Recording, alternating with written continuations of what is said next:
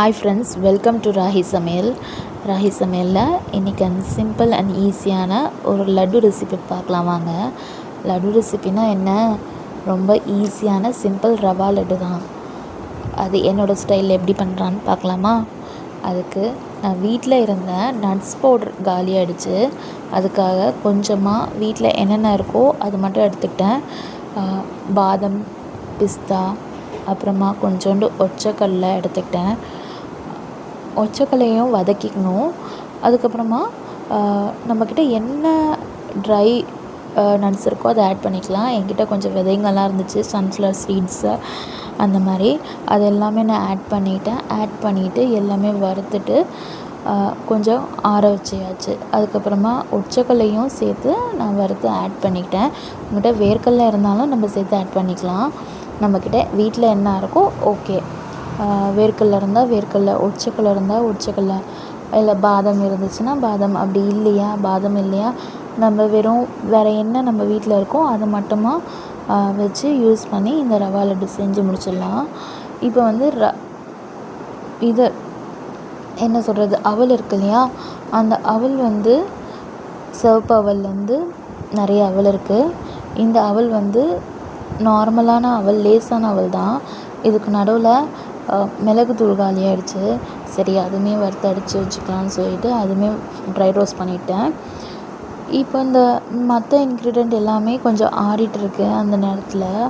அதுக்கப்புறமா ஆறி முடிச்சிட்ட பிறகு மிக்சியில் அரைச்சிட்டோன்னா அவ்வளோதான், ட்ரை நட்ஸ் பவுடர் நம்மளுக்கு ரெடி ஆகிடும்.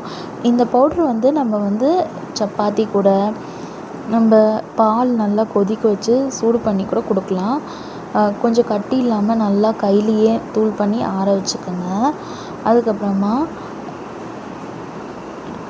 அவலும் ஒற்றைக்கடலையும் சேர்த்து நம்ம வந்து நல்லா வந்து மிக்சியில் கிரைண்ட் பண்ணி எடுத்துக்கலாம். கிரைண்ட் பண்ணிவிட்டு கொஞ்சமாக வெல்லம், அந்த வெல்லத்தையும் காசி முடிச்சிட்ட பிறகு அதை ஃபில்டர் பண்ணி சேர்த்துட்டேன். கொஞ்சோண்டு ட்ரை நட்ஸ் பவுடர் அரைச்சோம் இல்லையா, அதுலேருந்து நான் ஒரு 2-3 டீஸ்பூன் இருக்கும், ஒரு கையளவுக்கு நான் ஆட் பண்ணிவிட்டு ரவா லட்டு கூட ரவா லட்டு செய்கிறதுக்காக